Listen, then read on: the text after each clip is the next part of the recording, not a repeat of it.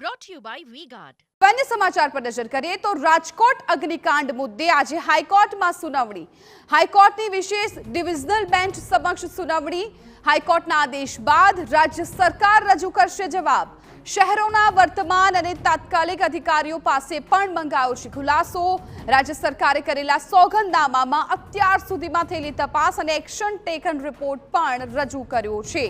તો આજે હાઈકોર્ટમાં સુનાવણી હાથ ધરાવવાની છે। અગાઉ પણ જે રીતે સુનાવણી હાથ ધરાઈ હતી ત્યારે હાઈકોર્ટ છે લાલ ઘૂમ થયું હતું, ત્યારે હવે ફરી એકવાર આજે રાજકોટના અગ્નિકાંડ મુદ્દે હાઈકોર્ટમાં સુનાવણી।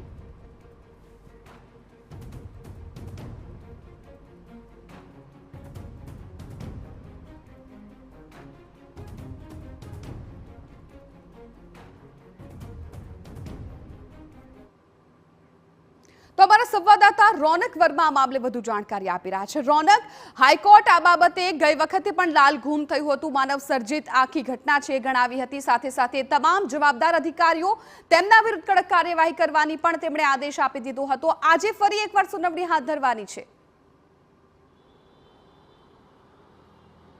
जी बिल्कुल थी राजकोट अग्निकांड के जेमा 27 निर्दोष लोगोए पोताना जीव गुमाव्या हता અને આજ दुर्घटना बाद गुजरात हाईकोर्टे ने जे गंभीरता दाखवीने सुओ मोटो अरजी दाखल करी हती ते संदर्भे आज વધુ એક વખત સુનાવણી હાથ ધરાવવાની છે। તેમાં સૌપ્રથમ આપણે એક ઓવરવ્યુ આપું તો 24 કલાકની અંદર સુઓ મોટો અરજી દાખલ થાય છે અને તેના 24 કલાકની અંદર રાજ્ય સરકાર સહિતના પક્ષકારોને યોગ્ય જવાબ આપવા માટે કહેવામાં આવે છે। ત્યારે સંદર્ભે જે સુનાવણી હાથ ધરાય છે ત્યારબાદ જે થોડો સમય છે તે આપવામાં આવે છે। ખાસ કરીને ઘટનાની વાત કરવામાં આવે તો કયા કયા જવાબદાર વિભાગો છે, કયા કયા જવાબદાર અધિકારીઓ છે તેના માટે જે એક વિધિવત જે સોગંદનામું છે તે દાખલ કરવા માટે કહેવામાં આવ્યું હતું। આ ઉપરાંત જુલાઈ 2021 થી લઈને અત્યાર સુધી રાજકોટ મ્યુનિસિપલ કમિશનર પદે જે લોકો પણ રહ્યા છે તેમના ધ્યાને આ વસ્તુ કેમ ના આવી તેનો પણ ખુલાસો કરતું એક એફિડેવિટ છે તે રજૂ કરવા માટે જણાવ્યું હતું। આ ઉપરાંત રાજ્ય સરકારને પણ કેટલાક ખુલાસાઓ કરતું સોગંદનામું માંગવામાં આવ્યું હતું, ત્યારે રાજ્ય સરકાર તરફે ગઈકાલ સુધીમાં તમામ જે એફિડેવિટ છે તે પૂર્ણ કરી દેવામાં આવી છે અને આજે ગુજરાત હાઈકોર્ટની ડિવિઝનલ બેન્ચમાં જે વિશેષ સુનાવણી છે તે હાથ ધરાવવાની છે। થોડીક જ વારમાં જે ડિવિઝનલ બેન્ચ છે તે કોર્ટ રૂમમાં આવશે અને સુનાવણી હાથ ધરાશે ત્યારે રાજ્ય સરકાર તરફથી પણ જે વિશેષ સોગંદનામું છે તે દાખલ કરવામાં આવ્યું છે। તેમાં રાજ્ય સરકાર દ્વારા ગઠિત જે વિશેષ દળ છે, વિશેષ તપાસ દળ છે, તેમના દ્વારા પણ જે પ્રાઇમરી રિપોર્ટ છે તે આપવામાં આવ્યો છે। તેમાં 10 મુદ્દાઓને આધારિત કેટલીક બેદરકારીઓ છે તે ટાંકવામાં આવી છે।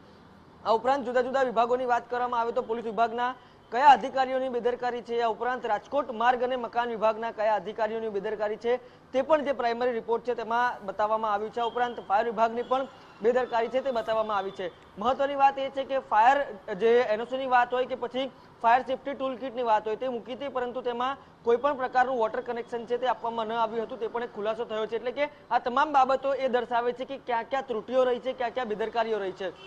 આ તમામ બાબતો વચ્ચે રાજ્ય સરકારે એક મહત્વની વાત એફિડેવિટમાં કરી છે કે જે વિશેષ તપાસ દળ છે એસઆઈટી છે તેને તપાસ માટે હજુ પણ સમયની જરૂર છે અને જ્યાં સુધી એસઆઈટી પોતાનો સંપૂર્ણ અહેવાલ નહીં આપે ત્યાં સુધી રાજ્ય સરકાર કોઈ પણ કડક પગલાં સુધી નહીં આવી શકે।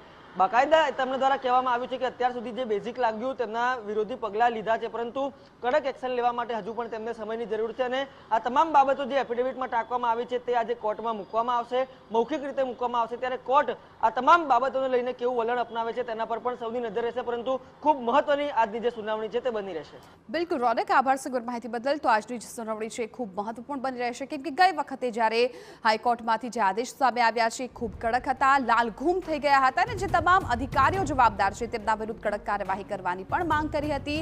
તમામ એ અધિકારીઓ કે જે 2021 થી લઈને 2024 સુધી રાજકોટમાં તેમનું પદ મળ્યું હતું એ તમામ લોકોની પૂછપરછ પણ કરવામાં આવી હતી।